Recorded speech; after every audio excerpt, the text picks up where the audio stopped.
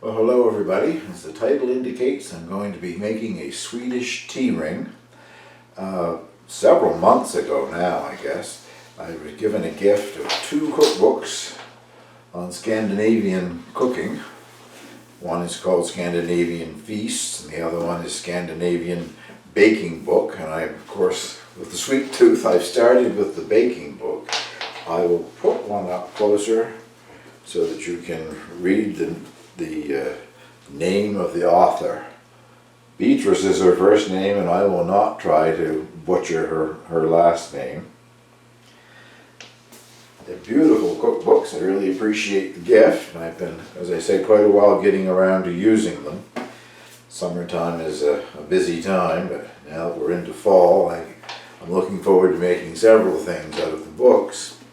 So what follows here is first a little look at the tea ring. It's already made. I'm going to taste it. I'm anxious to taste it.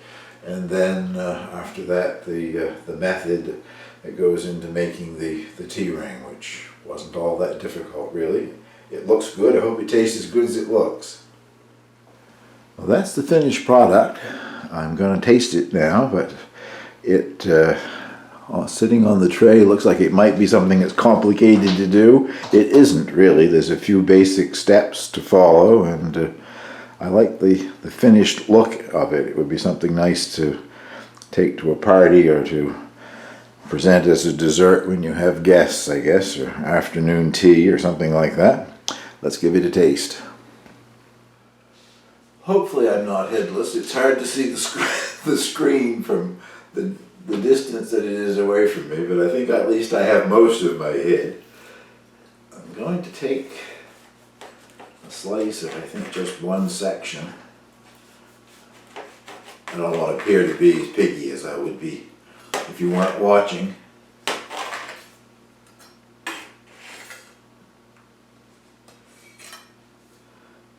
Cut nicely anyway.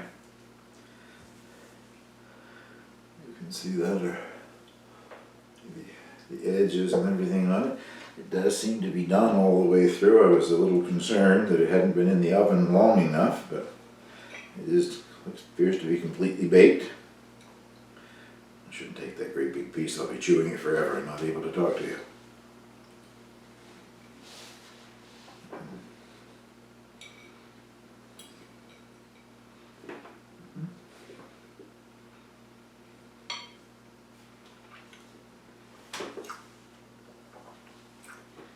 I really like that. The cinnamon and sugar in the center, and almonds, and the glaze on top has espresso in it, so it has a coffee flavor as well. But that is very good, and as I've said, not too terribly difficult to make. So I hope you will watch the clips that follow, and if you make it, let me know what you thought of it. Let's get started making that delicious Swedish tea ring. As I've already said, the recipe is from a book, so there won't be any link down below, as I usually do for my recipes that I find online. And also, I really can't type the recipe out and put it below. That would be a contravention of the copyright laws. It's a copyrighted book. So you can take notes as we go here, or buy a copy of the book yourself, I guess. It isn't that complicated, so if you take a few notes as we're going along, if you want to do this, you'll be able to do it yourself. The ingredients are 4 cups of all-purpose flour and 2 packets, it says, of yeast. I don't use that. I buy in bulk what am I trying to say here? Instant yeast. So if you weren't using instant yeast, you would prove the yeast in the water, but it isn't necessary if you're using instant yeast. So that is the flour and the yeast. Just give that a little hand mix here. It's going to go on the stand mixer eventually, but I get that mixed in before I add the rest of the ingredients. A half cup of melted butter.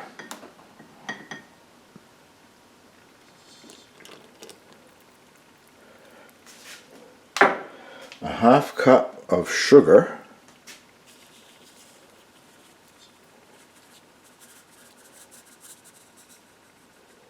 a cup of warm water, just tepid water.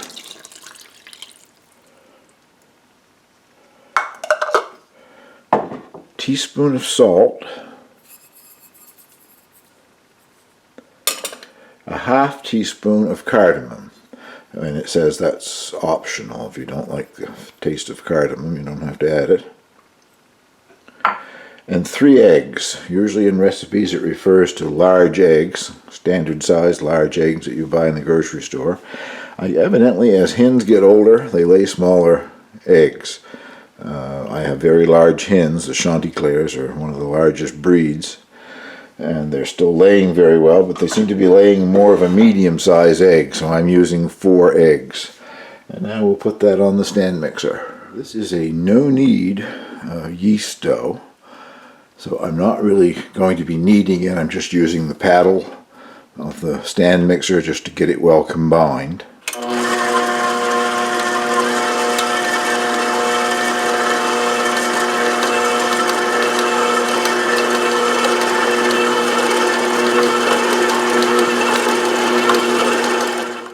Well, I didn't combine that for much more than 30 seconds, just enough to bring it all together.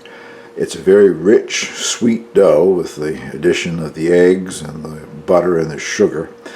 At this point it's very wet, but now it gets refrigerated. You cover this and refrigerate it for anywhere from a minimum of 2 hours up to 24 hours. So basically whenever it's convenient for you to bring it back out of the refrigerator and work with it after 2 hours time. The flour isn't completely hydrated yet, so it will be drier when it comes out of the fridge. So wet is a good thing going in. And when it comes out, it gets kneaded for a bit on a floured surface, which will make it so that you can roll it out. I'm not at all concerned that it's a bit on the wet side. It's tacky, but it will do. So I will see you after I bring this back out to start working with it again. Okay, it's been somewhere between 4 and 5 hours, I guess, since I put this in the refrigerator. I've just turned it out of the bowl, sort of shaped it into a square by hand, and dusted both the board and the underneath and the surface of the dough with flour. And now try to roll it out into something relatively square in shape.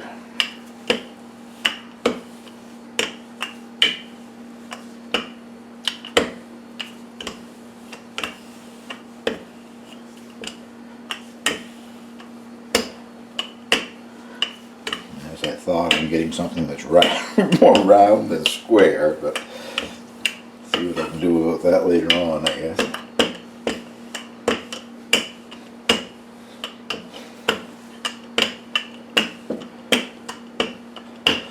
Limited by the size of the board that I'm using here. The suggestion in the recipe is 20 inches square to 24 inches square. Well, I can't do either one, so what I'm going to do is roll it as far as it'll go, I guess.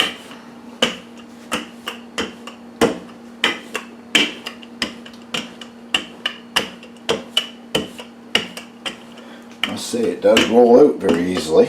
Hopefully it's not sticking to the board, but I put a lot of flour down under it.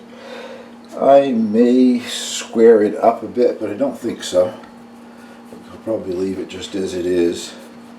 You'll see what I mean when I'm ready to roll it up, that I can trim off the ends after it's rolled up, the ends that won't have too much in them, and sort of square it up at that time. So it did roll up easily anyway. Now I'll commence to put the spreads that go on it. First is a half cup of butter. Cover the surface out to the edge with a thin layer of butter, using a half a cup of butter, which I've got here. It's been softened to room temperature so that it will spread.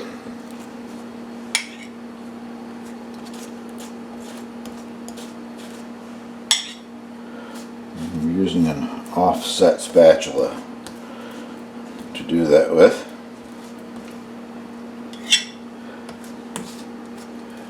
And I'll bring you back once I've got it all spread on there.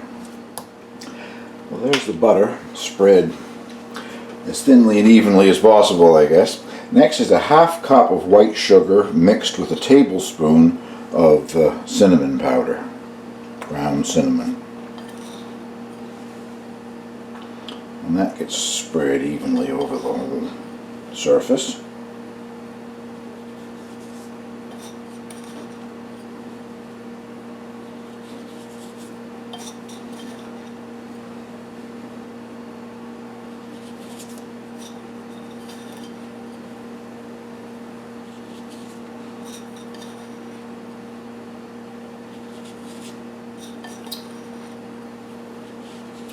Cinnamon is one of my favorite flavors, so I know I'll like that part of it.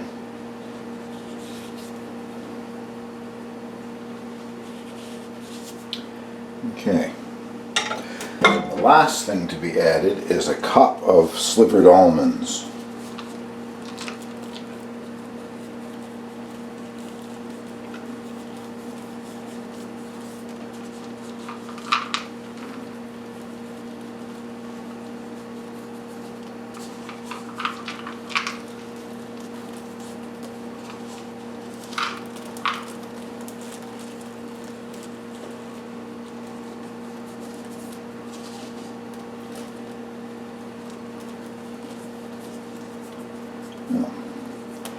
That's as evenly as possible. And now we try to roll it. Hopefully it hasn't stuck to the board. If it has, I've got a plan in mind to release it, but we'll see whether that's necessary or not.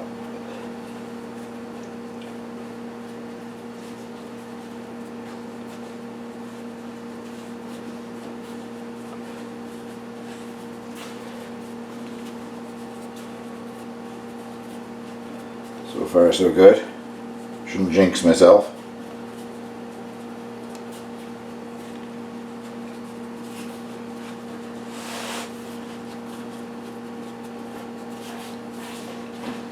Okay.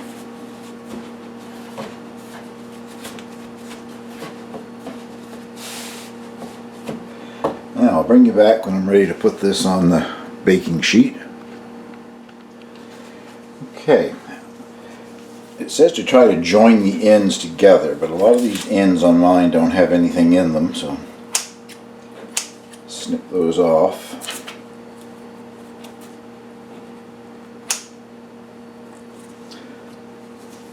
What I might do with those off to one side, I don't know.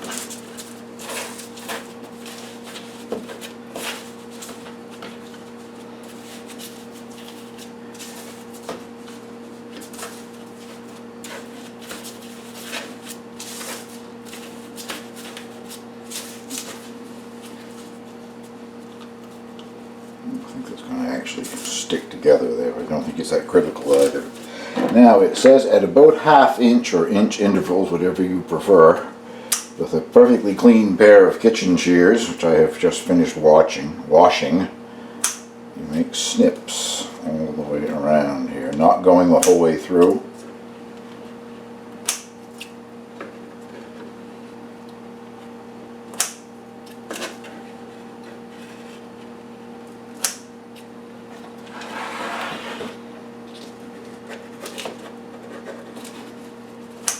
Bring you back when I finished my snips.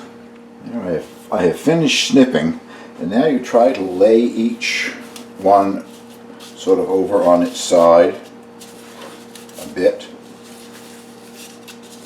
all the way around the circle, making the wreath. That's the place where it joined there, so I don't know.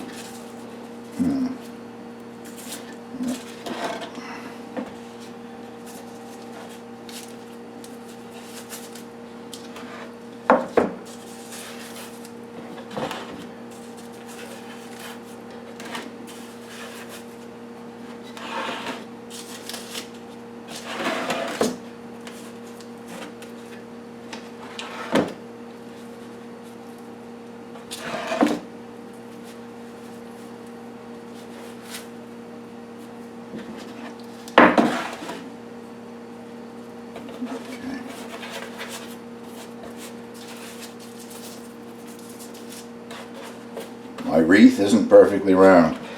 Now, this is still relatively cold to the touch, the dough, but you let it rise until it's almost double in size, in bulk. So I'm thinking 45 minutes to an hour at least. I'll cover it with a tea towel and bring you back and show you what it looks like before it goes in the oven.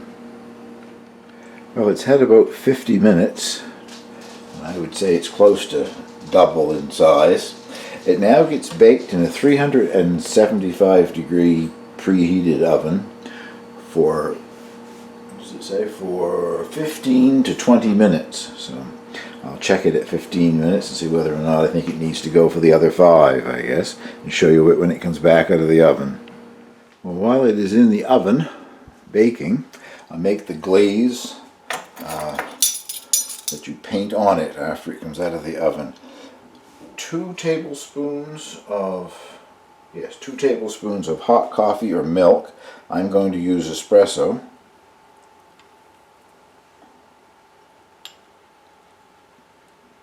You see the extra espresso cup on the side there. My coffee maker is set up to make 2 at once, so I made them both anyway.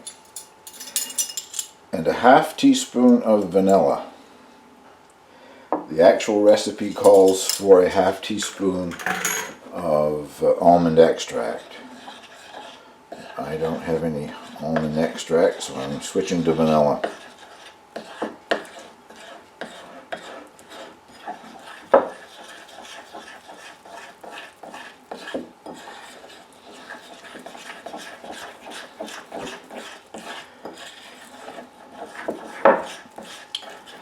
So this gets brushed on while it is still hot. It smells good.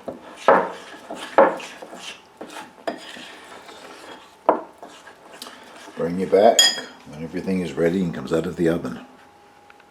I let it go the full 20 minutes, and did it ever grow while it was in the oven? It's still hot, just came out of the oven, so I'm going to try to just paint some of this glaze on.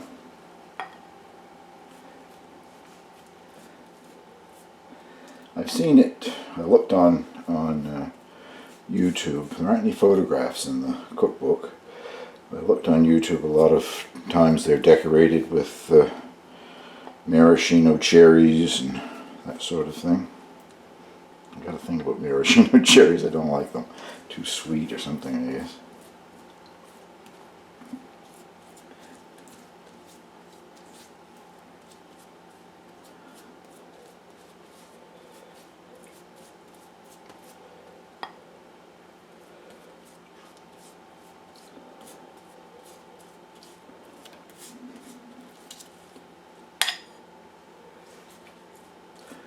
You've probably watched me paint long enough.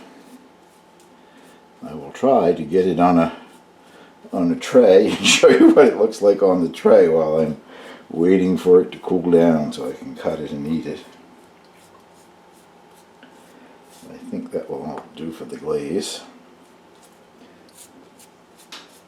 he said as he continued to paint glaze.